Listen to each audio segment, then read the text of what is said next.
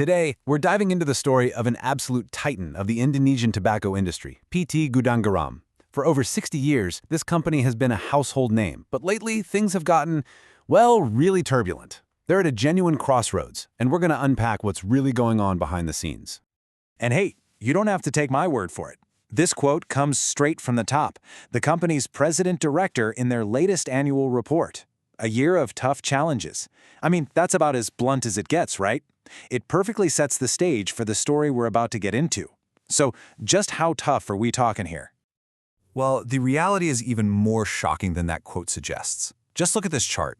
In a single year, Gudang Garam's profit absolutely cratered, dropping from 5.3 trillion rupiah down to just 1 trillion. That's an 81.6% free fall. I mean, wow! This isn't just a bad quarter, this is a financial earthquake. So what on earth caused it?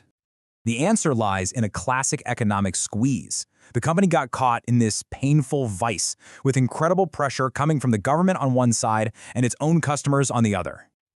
You see, this wasn't just a Gudang Garam problem. It was an industry-wide perfect storm. The government slammed the industry with back-to-back 11% tax hikes.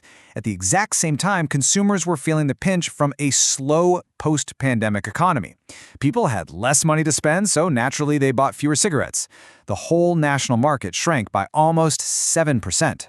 And to really get your head around how much these tax hikes hurt, think about it this way. For every single dollar of cost that went into making and selling their cigarettes, a mind-blowing 84.6 cents of that went straight to the government as excise tax. That leaves almost no room for profit. Now, the company couldn't just pass that huge cost onto its customers. And why not? Well, because their customers suddenly had a much cheaper option.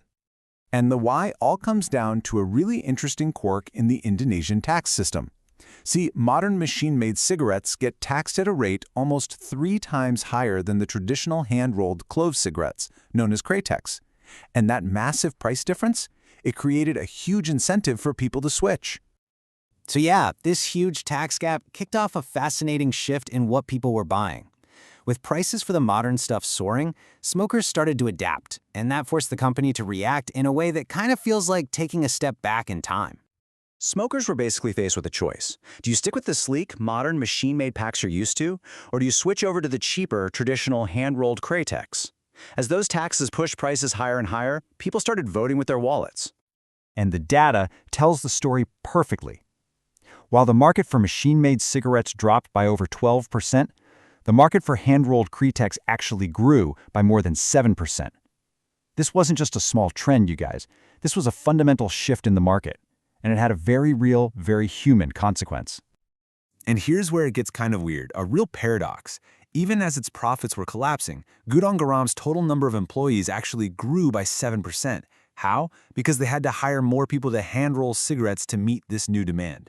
And this workforce is pretty unique. It's mostly women, and they stick around for a long time, nearly 18 years on average. Many of them love the job for its flexible hours, which helps them manage their households. So in a strange twist, the company's crisis actually secured and even grew jobs for this specific group of skilled artisans. Now, facing a crisis in its main business, Gudang Garam knew it couldn't just rely on hand rollers to save the company. It needed a much bigger, much bolder plan to survive in the long run. Which brings up the big question, right? How does a company that's so deeply rooted in one industry, especially a controversial one like tobacco, pivot when its main product is under fire? The answer is, well, it's pretty unexpected. The company's history seems pretty straightforward when you look at the timeline. Founded, got machines, went public. And then you hit 2024. And in the middle of all this financial chaos, Gudang Garam inaugurated an international airport. No, you didn't hear me wrong. The tobacco company built and now operates the Doha International Airport. This wasn't just diversification. It was a gigantic leap into a completely different world. This move signals a dramatic new direction. While it's still connected to its past, the company is now pouring money into modern infrastructure. Now, this isn't totally out of character for them. They have a long history of investing in their community, spending over 151 billion rupiah on social programs just last year. But building an entire airport? That's a huge strategic bet on a future that looks nothing like its past. So all of this brings us right back to our central theme. Gudang Garam is a company that's really defined by this deep tension between where it came from and where it desperately needs to go. Let's just call it what it is, a legacy in transition. It's an incredibly delicate balancing act. On one hand, you have the traditional tobacco business. It's under massive pressure, but it still supports over 30,000 employees. On the other hand, there's this urgent need for huge, bold innovation, like building an airport, to secure any kind of future beyond tobacco. And this all boils down to one massive, defining question. Can a legacy company, built entirely on a product that's facing decline, actually manage to pivot into something totally new?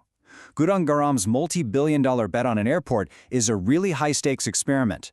And whether it secures their future or just becomes a costly distraction, well, that's a question the entire region is watching.